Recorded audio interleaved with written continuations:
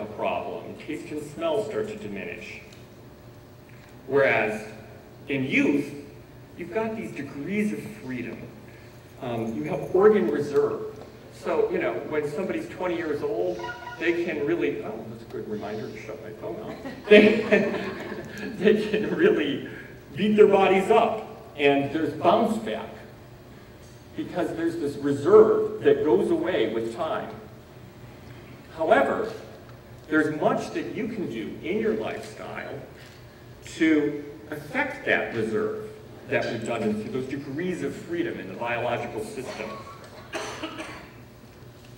So all of these things that we see with aging are not just a natural consequence of aging.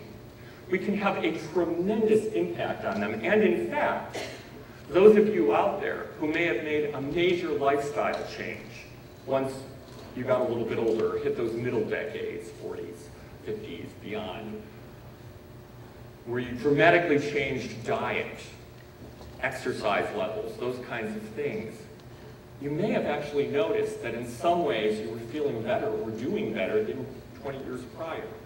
Because we can greatly impact these things that we think are just a natural consequence of aging.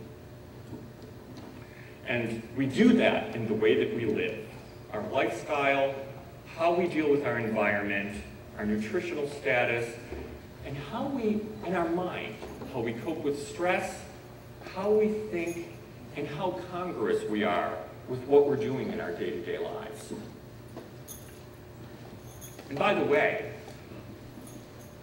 these aren't just a theory. There's a growing literature that supports all of these things. So lifestyle, environment, nutrition will account for up to 75% of health and life expectancy after 40. This is known.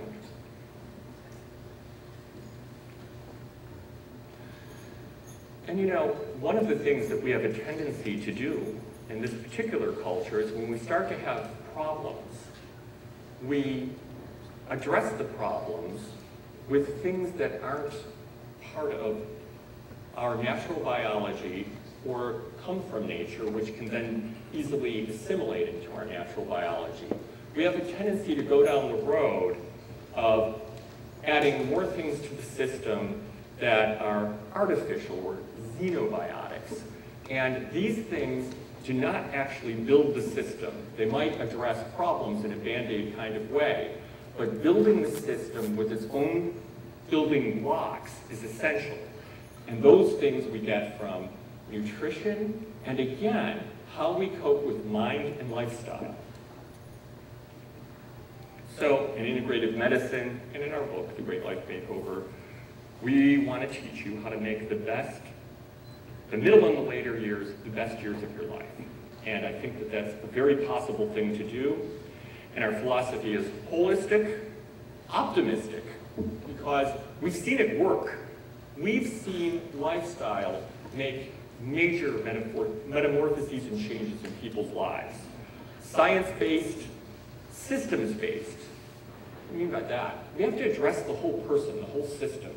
This is something that's gotten lost a little bit in medicine, and we're trying to bring it back and integrate this systems way of thinking about a person. You know, in Philadelphia, we're famous for, at the Bellevue Hotel, for a disease a couple decades back, Legionnaire's disease, because there was a Legionnaire's convention, and there was a contaminant in the HVAC system, or so the story goes.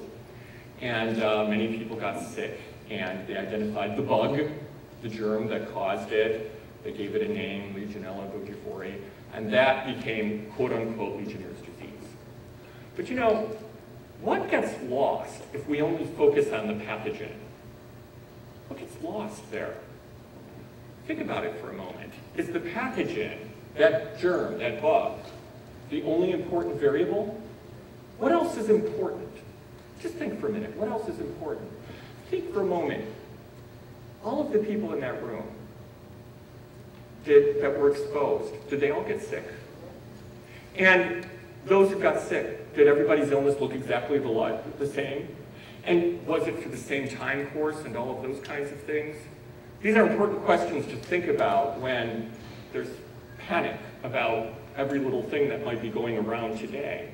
Because what gets lost is the host. There's the pathogen, but then there's the host that it attaches itself to. You know, you're exposed to things every day, millions of things, really. And most of the time you don't get sick. But what's the setup for getting sick?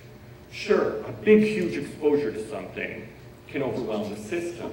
But oftentimes what it is that your system is in a depleted state. So you, the host, aren't in the healthiest state to combat the pathogen that you're encountering.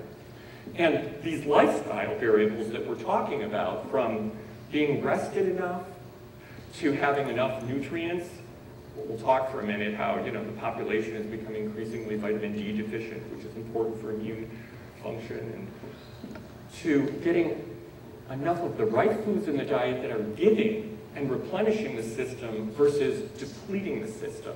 The American diet is a depleting diet. We'll talk about diet in a moment. Our philosophy is also innovative, because we all have to be innovative to think about how do we make those lifestyle changes in a way that work for us. Everybody's different. Modifications in the diet based upon what you like, what you tolerate, what you don't like. What really is going to make sense for increasing your activity level? What makes sense for stress reduction? For many of us, it might be yoga. And for some people, they don't like that idea. Maybe it'll be qigong. Maybe it'll be something, a different type of meditation practice altogether. Creative goes along with that. And integrated. We have to draw from all aspects of knowledge, not be so narrowly focused and so reductionistic that all we're thinking about is a symptom or a pathogen. But we also have to be evidence-based. And when we have the knowledge of the data, we're empowered to make the changes that are important to us.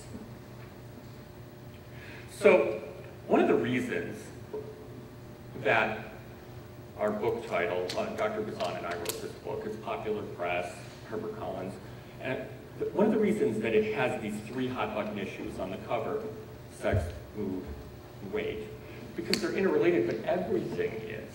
However, the average American, you have to get their attention with something they care about. So, it just as easily could have said, and our approach absolutely just as easily addresses disease setup, well-being, and healthfulness. But you know, most people don't care that much about those things. If you tell a middle-aged guy, hey, that tire around the middle is really setting you up for cardiovascular disease, and perhaps even increasing your risk for certain types of cancer, do you know, studies have shown that that's not even that motivating. It's just not. However, anybody watch TV at night, late at night? Sometimes when I'm working or insomniac from working, I might turn it on for a second. What is all over that TV? If you tell that middle-aged guy that tire around the middle is affecting your hormonal status, and it does, and I'll talk about how in a minute, which affects your ability to maintain a lean body mass and even affects sexual function, now I have their attention. And so we have to kind of go where people are concerned. And for some people, you know, weight is a concern. So, okay, we go to weight. But how we deal with diet, which affects weight, and activity level, which affects weight, affects the whole rest of the system and the whole setup for everything else.